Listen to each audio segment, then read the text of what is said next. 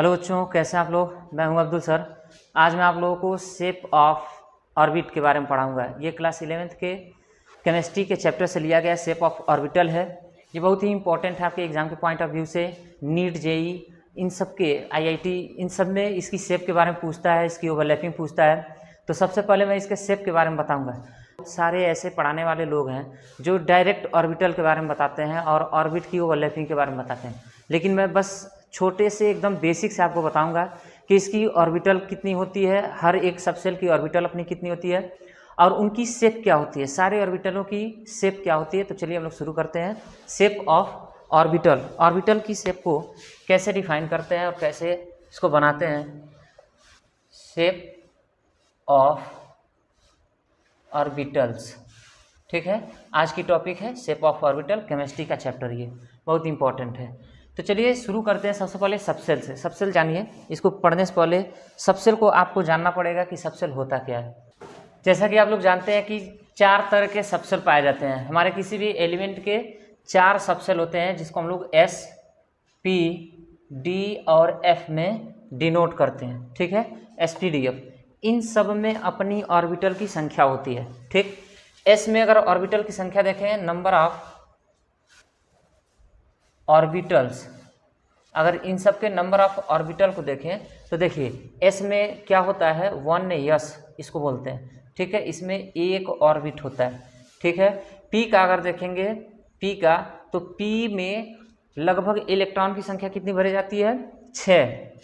Total number 6 भरे जाते हैं, इसमें 2 भरे जाते हैं और इसमें क्या होता है 10 भरे जाते हैं और इसमें 14 यानी कि 14 भरे जाते हैं। तो पी में देखेंगे, यस में अगर 2 है तो एक ऑर्बिटल में 2 इलेक्ट्रॉन भरे जा सकते हैं, इस तरह से।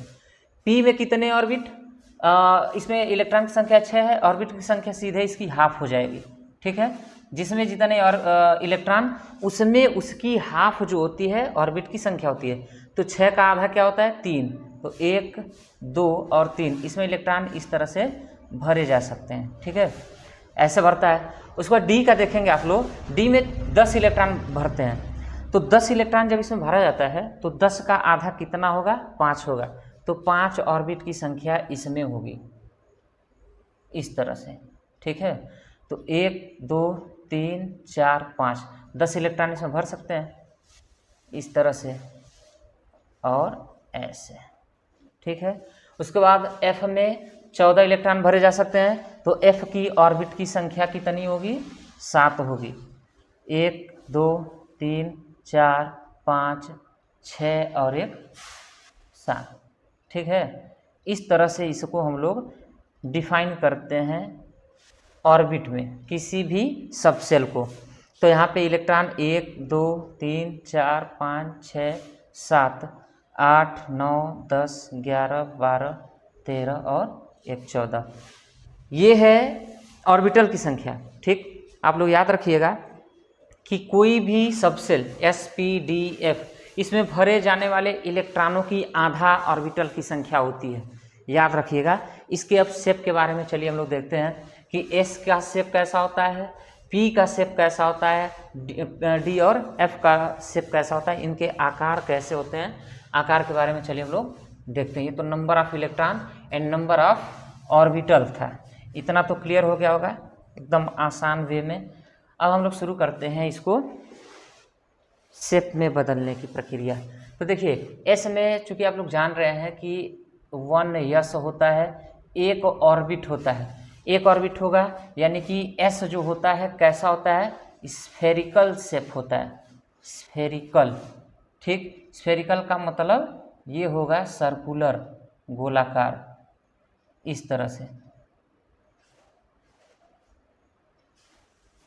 इस तरह से होगा, ठीक। ये है एस ऑर्बिटल की शेप, ठीक। क्यों इस तरह से होगा, क्योंकि इसमें कोई भी एज नहीं पाए जाते हैं, या नो फेस, नो फेस, कोई फेस नहीं होती, ये सर्कुलर होगा, ऐसे रोटेट करता रहेगा, किसी से भी ऊपर ओवरलैपिंग करेगी तो वो बताया जाएगा, ओवरलैपिंग भी बताया जाएगा इसके अगले वीडियो में। तो ये कहीं भी किसी से भी ओवरलैपिंग किसी साइड से कर सकता है, इसकी कोई फेस नहीं होती है, कोई किनारा नहीं होता है, कोई भी इसकी एक जगह नहीं होती जिधर से हेड नहीं होता, जिधर से ओवरलैप करे, कहीं से भी ओवरलैप कर सकता है। So this is spherical shape. इसका शेप कैसा? स्फेरिकल। यहाँ पे लिख सकते हैं शेप ऑफ यस क्या होगा? स्फेरिकल। ठीक है, ये स्फेरिकल शेप होते हैं। उसके बाद अब हम लोग पी का बनाएंगे। पी का कैसा होता है? इसकी शेप क्या होती है पी का? इसको इधर बनाते चलते हैं। ये स्फेरिकल एस का। उसके बाद पी का शेप ऑफ पी। अब देखिए पी में कितने ऑर्बिट होते हैं? पी में इलेक्ट्रॉन की संख्या 6, तो ऑर्बिट की संख्या कितनी होगी बच्चों? 3 होगी। 1 2 3, 3 ऑर्बिट होगा। अब तीनों ऑर्बिट का नाम होता है P x, P Y and P Z. इतना याद रखिएगा, P x, P Y, P Z. इसको एक्स वाई जेड में डिवाइड कर दिया जाता है, जिसको जैसे ही हम जब इसकी ऑर्बिट यस में एक ही ऑर्बिट था तो उसको गोलाकार बना दिए, वो तो क्लियर हो गया। उसके बाद पी में जब आएंगे तो P x, P Y, P Z, मतलब इसका अलग शेप, इसका भी अलग शेप और इसका भी अलग शेप। एक्स वाई जेड का शेप अलग होगा। पी क्यों लगाए हैं? क्योंकि पी जो है सबसेल का है, तो इसलिए एक्स वाई जेड के पहले हम लोग पी ऐड कर देंगे। ठीक, और सबका एक बार पी एक्स का बनाएंगे, फिर पी वाई का बनाएंगे, फिर पी जेड का बनाएंगे। एक में भी बना सकते हैं और इसको अलग अलग भी बना सकते हैं। कैसे बनेगा? चलिए इसकी शेप बनाते हैं हम लोग। ठीक है, सबसे पहले पी एक्स, आप यहाँ लिखिए shape of P x. P x की शेप देखिए, एक्स क्या है? एक्सिस है, और पी जो हमारा सबसेल है, तो इसको हम लोग इस तरह से, जैसे प्लस का साइन होता है, इस तरह से ऐसे हम लोग खींच देते हैं रेखा। ठीक, उसके बाद आप देखिए इसमें एक्स वाई और जेड है। पहले एक में बनाएंगे फिर सेपरेट बनाएंगे। ठीक है ना, एक्स वाई और जेड, इसमें एक्स वाई जेड इसकी एक्सिस है। तो मान लेते हैं कि ये लाइन एक्स है, ये लाइन वाई है, तो जेड कहाँ गया? जेड हमारा कुछ इस तरह से, ठीक है ना, कॉर्नर से जेड इस तरह से आता है, तो इसको हम लोग मान लेते हैं कि जेड है। यही इसी तरह से आपके 11th के और बाकी जो भी कॉम्पिटिटिव लेवल के एग्जाम है, इसी तरह से इसका शेप जो है बताया है। तो इस एक्सिस को एक्स मानते हैं, इसको वाई मानते हैं जो खड़ी है, और ये जो है जेड है। इसको कैसे हम मानेंगे? देखिए जैसे ये आप पेन देख सकते हैं, इस तरह से प्लस की तरह, ठीक है, इस तरह से प्लस की तरह होता है। और जो जेड होता है, जेड को हम इस तरह से बनाए हैं, मतलब क्रॉस टाइप में बनाए हैं, लेकिन एक्चुअली क्रॉस टाइप नहीं होता है बच्चों। ये इस तरह से होने के बाद इसके सामने से, ठीक है, इसके सामने से जेड वाला जो एक्सिस होता है इसमें धंसा होता है, एक इधर लोब और एक इधर लोब। मतलब ऐसे नहीं होता है, ऐसे जो क्रॉस में मैं बनाया हूँ, क्रॉस में नहीं होता है, सामने से यह जेड वाला जो एक्सिस होता है इसमें धंसा होता है। ठीक है, 3D में जब देखेंगे तो समझ में आएगा। क्योंकि मेरे पास व्यवस्था नहीं है 3D का, तो मैं आपको ऐसे ही समझाने की पूरी प्रयास कर रहा हूँ। ठीक है ना, इसमें सामने की तरफ से जेड की एक्सिस इसमें धंसी होती है, इसकी लोब आमने सामने उभरा रहता है। ठीक, तो इसको हम लोग सामने से ऐसे इसमें धंसा के बता नहीं सकते, क्या कर सकते हैं, इसको साइड से इसकी लाइन खींच के हम बता सकते हैं। तो ये हो गया एक्स वाई जेड की एक्सिस। अब यहाँ पे लोब कैसे निकलेगा याद रखिए, P x, P Y, P Z. देखिए इसमें लोब इस तरह से, एक्स की एक्सिस से लोब इस तरह से निकला रहता है। ये एक्स एक्सिस का लोब है, और ये जो है ये भी एक्स एक्सिस का ही होगा। ठीक है, तो पी की जो ये होता है, क्या कहते हैं कि इसको शेप, पी का जो शेप होता है वो डम्बल शेप होता है। कैसे? Dumbbell shape. इसको हम लोग डम्बल शेप भी बोलते हैं। ठीक है बच्चों, ये हो गया पी का, पी ऑर्बिट का या पी सबसेल का शेप। कैसा होता है? डम्बल शेप होता है। पी की डम्बल शेप होगी, और पी में आप जानते हैं कि 3 ऑर्बिट है, P x, P Y, P Z. Only खाली पी का बनाएंगे तो डम्बल शेप, लेकिन पी में सारे ऑर्बिट की संख्या 3 है, P x, P Y, P z. तो हम क्या करते हैं, पी एक्स की, पी वाई की, पी जेड की इस तरह से शो करते हैं। आपको ऐसे ही बनाना पड़ेगा। पहले पी का बनाएंगे इस तरह से डम्बल शेप जो डम्बल उठाते हैं हम लोग, दोनों लोब क्या होंगे, एक प्लस होगा और एक माइनस होगा। इसको हम लोग डंबल से इस तरह बनाएंगे, लेकिन उसके अंदर जो p x P Y P z orbital है उनकी भी हम पूरी तरह से प्रॉपर संरचना दर्शाएंगे। इतना बनाने के बाद फिर से अब इसकी अलग अलग भी शेप बनाएंगे, तब आपको समझ में आएगा। पी एक्स का देखिए, पी एक्स का अब यहाँ से हम लोग शुरू करते हैं। अगर पी एक्स का तो क्या होता है, आप जानते हैं कि इस तरह से प्लस की तरह इसका स्ट्रक्चर बनाएंगे। और एक्स एक्सिस पे, अभी एक्स की खाली दर्शाना इस पे, तो एक्स एक्सिस कैसे होगा, इस पे। ये हो गया आपका पी एक्स की ऑर्बिटल। अगर पी वाई का देखेंगे, पी वाई का, तो पी वाई का सेम ऐसे ही बनाएंगे हम लोग प्लस की तरह। और अब वाई एक्सिस पे, ये वाई एक्सिस है तो वाई एक्सिस पे इस तरह से हम लोग लोब इस पे निकालेंगे इसका, ये वाई एक्सिस का लोब है। और उसके बाद अगर बताए कि पी जेड का कैसा होगा, तो पी जेड का भी यहीं पे हम बना के दिखा दे रहे हैं, मतलब कि जेड एक्सिस पे जो इस तरह से यहाँ से इस तरह से निकलेगा, ये जेड एक्सिस है और इस पे लोब की संख्या ये है। तो इस तरह से हम लोग पी एक्स पी वाई और पी जेड की अलग अलग संरचना बड़े आसानी से ड्रॉ कर सकते हैं। ये तो पूरा इसका हो गया आपका एस का और पी का। फिर p x P Y P z में, पी में जो p x P Y P z है उसका भी बना दिए, एक में भी बना दिए और अलग अलग सेपरेट भी बना दिए।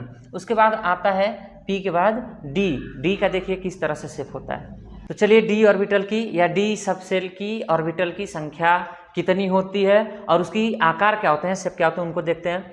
डी में आप देख रहे हैं कि डी में इलेक्ट्रॉनों की संख्या 10 है, तो जाहिर सी बात है 10, ये हो जाएगा 5।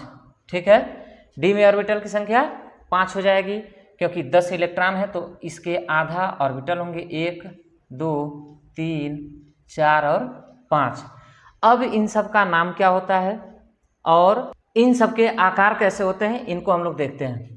देखिए 1 2 3 4 5, 10 इलेक्ट्रॉन 5 ऑर्बिटल। डी की अगर आप देखेंगे, डी का शेप, ठीक है, तो आप देखें कि पी का शेप क्या था, डंबलकार था। पी जो है, पी की शेप डंबल शेप था, डंबल शेप। ठीक है, अब डी का क्या होगा, डी का शेप क्या होगा, ये डबल डंबल शेप होते हैं, डबल डंबल शेप। मतलब इसका आकार आप लोग देखें कि इस तरह से है, तो डबल डंबल का क्या मतलब, एक ऐसे और एक ऐसे। मतलब आप देखिए डबल डंबल इस तरह से, एक इस तरह से होगा और एक क्या होगा, इस तरह से फूल की तरह। ठीक है ना, डबल डंबल, एक डंबल और 2 डंबल। ठीक है ना, ये लॉन्गिट्यूडिनल और वर्टिकल दोनों एक तरह से ये यहाँ पे आके लगे रहते हैं। This is called D shape, double dumbbell shape. D का कोई भी आकार पूछेगा तो क्या बताएंगे, डबल डंबल शेप, जो एसपीडीएफ आप लोग सबसे पढ़ते हैं। ठीक है ना, तो डी का डबल डंबल हो गया। अब इन सब का नाम क्या होगा, इसमें 5 ऑर्बिट है, 5 ऑर्बिट का अलग अलग शेप होगा, अलग अलग नाम होगा। और इनके नाम को सबसे पहले किस तरह से हम लोग लिखते हैं, देखिए सबसे पहले आप लोग यहाँ जान लीजिए एक्स वाई और जेड, इसको लिख के इसका नाम लिखना तब जाके आसान होगा। ये आप जानते हैं कि एक्स वाई एक में गुणा हो जाएगा, एक्स वाई का एक में, फिर वाई और जेड का गुणा होगा, मल्टीप्लाई होगा एक में, और फिर एक्स और जेड का मल्टीप्लाई होगा। तो इसका नाम हो जाएगा डी है, डी है ना, तो डी लगाएंगे, डी लगाएंगे यहाँ पे। और उसके बाद पहला क्या है, एक्स वाई, तो डी एक्स वाई। ध्यान से समझिएगा, ये चीज़ समझना बहुत आसान है, बेसिक है। अगर बेसिक नहीं समझेंगे तो नाम लिखना बड़ी ही गड़बड़ हो जाएगी। तो डी का अगर आप देखेंगे डी एक्स वाई, ठीक है, क्यों, क्योंकि डी और डी सबसेल है तो डी लिखेंगे और एक्स और वाई का मल्टीप्लाई करके यहाँ पे लिख देंगे। उसके बाद फिर यहाँ डी लिखेंगे, ठीक है, और उसके बाद क्या हो जाएगा, वाई और जेड, तो डी वाई जेड। ठीक, कहीं कहीं आप देखेंगे डी एक्स जेड भी यहाँ पे पाएंगे, लेकिन डी वाई जेड ही भी लिख सकते हैं। उसके बाद यहाँ क्या लिखेंगे, एक्स वाई है ना, सॉरी एक्स जेड, तो क्या हो जाएगा डी एक्स जेड। इतना समझ में आया, डी एक्स जेड कहाँ से आया, डी लिखेंगे सबसेल है और एक्स और जेड में, एक्स और जेड में इसका मल्टीप्लाई कर देंगे। ठीक है, अब इनमें इन तीनों में देखेंगे क्या कॉमन है जो तीनों में पाया जा रहा है, तो इनमें तीनों में कॉमन डी है। उसके बाद एक्स यहाँ भी है, एक्स यहाँ भी है, वाई यहाँ भी है, वाई यहाँ भी है, मतलब 2 एक्स है तो एक्स स्क्वायर और 2 वाई है तो वाई स्क्वायर। ठीक है, ये कॉमन देख के लिख देंगे। उसके बाद फिर 5वें में डी लिखेंगे और बचा क्या हमारा जेड बचा, 2 जेड है तो क्या हो जाएगा जेड स्क्वायर। इस तरह से इसके नाम हम लोग लिखते हैं, याद रखिएगा। इसको फिर मैं रिपीट करता हूँ, ऐसे मल्टीप्लाई करेंगे एक्स वाई में, फिर वाई जेड में, फिर एक्स और जेड में, ठीक है। और उसके बाद डी सबसेल का है तो डी लिखेंगे, एक्स वाई का मल्टीप्लाई करके यहाँ लिख देंगे। फिर क्या करेंगे, यहाँ पे डी सबसेल हमारा कॉमन है, डी लिखेंगे। और उसके बाद देखिए आपका क्या बचा है, वाई और जेड है तो वाई और जेड लिखेंगे मल्टीप्लाई करके, फिर यहाँ डी लिखेंगे। और उसके बाद हमारा एक्स और जेड का मल्टीप्लाई होगा, यहाँ पे लिखेंगे। उसके बाद यहाँ पे चौथे ऑर्बिट में क्या करना है, इस तीनों में जो कॉमन है, इस तीनों में जो कॉमन है उसको स्क्वायर के रूप में, तो एक्स यहाँ पे है, एक्स यहाँ है, एक्स स्क्वायर हो गया, वाई यहाँ है, वाई यहाँ है तो वाई स्क्वायर हो गया, ठीक है। बच गया क्या हमारा जेड, तो डी जेड स्क्वायर, दोनों दो जगह में कॉमन है, यहाँ पे है नहीं तो जो डी जेड स्क्वायर हो जाएगा। इस तरह से इसको हम लोग लिखेंगे, ये बहुत ही आसान है। अब इसकी हम लोग शेप बनाएंगे। शेप कैसा होता है, आकार। चलिए शुरू करते हैं शेप बनाना। पहले तो डी का याद रखिएगा, डबल डम्बल शेप। अब डी एक्स वाई का पहले बनाएंगे, डी एक्स वाई का शेप, ठीक है। देखिए पहले आप कुछ मत करिए, इस तरह से लाइन खींच लीजिए धन की तरह, ठीक है। डी एक्स वाई, ये हमारा एक्स एक्सिस, ये हमारा वाई एक्सिस। तो एक्स एक्सिस और वाई एक्सिस पे आप जानते हैं कि डी का जो शेप है वो डबल डम्बल शेप है। तो जब इसको उठा के और ले आके जब इस पर चिपकाएंगे, किस पे, एक्स और वाई एक्सिस पे, इसको उठाएंगे और ले आके इस पे यहाँ पे रख देंगे, तो ये कुछ इस तरह से बनेगा, ठीक है, डबल डम्बल शेप। लेकिन इसमें एक चीज़ आपको कॉमन है, याद रखना कि हमेशा 45 डिग्री पे, 45 डिग्री पर क्या होता है, टिल्ट होता है, मतलब कि झुका होगा, ठीक है। इनकी जो लोबों की जो ये लोब की जो पोजीशन होगी वो 45 पे, ये 90 डिग्री है, ठीक है। और ये भी अगर ये देखेंगे तो कितना डिग्री है, 180 डिग्री है, ठीक है ना। तो इसको अगर हम जब 45 पे घुमा देंगे, इसको जब 45 पे घुमा देंगे तो इसकी स्ट्रक्चर, लोब की स्ट्रक्चर कुछ इस तरह से होगा। याद रखिएगा इसको कि डी एक्स वाई में जो डी की जो लोब की स्ट्रक्चर है, संरचना है, वो 45 पे टिल्ट होगा, यानी कि झुका होगा। ये 45 डिग्री पे झुका होगा एक्स और वाई पे, ठीक है, क्लियर। उसके बाद डी एक्स वाई हो गया। उसके बाद आप चलिए तो देखिए अब हम लोग डी एक्स जेड की शेप बनाएंगे। डी एक्स जेड की शेप कैसा होता है, सेम वैसे ही इसको भी बनाएंगे। ये दो इस तरह से प्लस की तरह साइन लगाएंगे और डी तो हमारा है, डी की ऑर्बिटल की, डी ऑर्बिटल की या डी सबसेल की ये संरचना है। जेड की देखिए, सॉरी यहाँ पे एक्स और जेड की, तो मान लेते हैं यह एक्सिस एक्स है और वाई को जो यहाँ पे वाई हम माने थे इसको जेड मान लेते हैं। तो सेम यही इसको लाएंगे और ये फिर क्या होगा, 45 डिग्री पे टिल्ट होगा, ठीक है ना, झुकेगा इस तरह से। तो ये हो गया आपका डी एक्स जेड का, ये भी 45 डिग्री पर झुकेगा, ठीक है, झुका होगा इस तरह से, ठीक। नेक्स्ट हमारा डी वाई जेड है, क्या है, डी वाई और जेड। इसकी शेप देखिए कैसा होता है, बनाते रहिएगा मेरे साथ पेन और कॉपी उठा के। डी वाई जेड, डी तो है वो तो ठीक है, वाई जेड को हम लोग इस तरह से खींच देंगे लाइन। एक को मान लेते हैं वाई और एक को मान लेते हैं, अब एक्स खत्म, एक्स की वैल्यू खत्म, यहाँ पे वाई जेड आ गया, तो इसको मान लेते हैं वाई और इसको भी मान लेते हैं जेड। सेम वही काम होगा, वाई और जेड जब इस पे आएगा तो they are also tilt on 45 degree, इस तरह से, ठीक है। ये भी 45 डिग्री पर क्या होगा, झुकेगा, झुका होगा। ये हो गया आपका डी वाई जेड का शेप। सबका अलग अलग बना रहा हूँ, आप लोग बनाते रहिएगा साथ में, नहीं तो कंफ्यूजन क्रिएट होगी, ठीक है। ये डी वाई जेड का शेप है। नेक्स्ट है डी वाई जेड का, इसको बना लीजिए, फटाक से मिटाएं। फिर अब d x square y square का हम लोग बनाएंगे।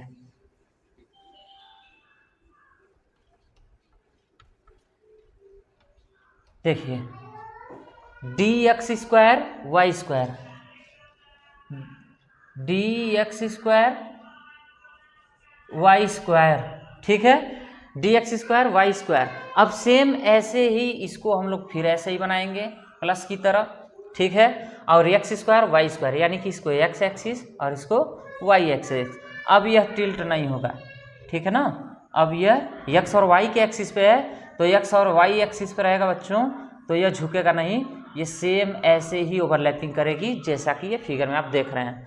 ठीक है, ये dx² और y² का ये फिगर है, बना लीजिएगा। अब उसके बाद हम लोग बनाएंगे dz² का लास्ट जो इसका शेप है, इसको बना लीजिए, इसको तुरंत मिटाएं। x² और y² यानी कि x एक्सिस और y एक्सिस पे है, जिसकी वजह से यह झुकेगा नहीं 45 डिग्री पे, ये इसी पे रहेगा, अपने ही एक्सिस पे रहेगा।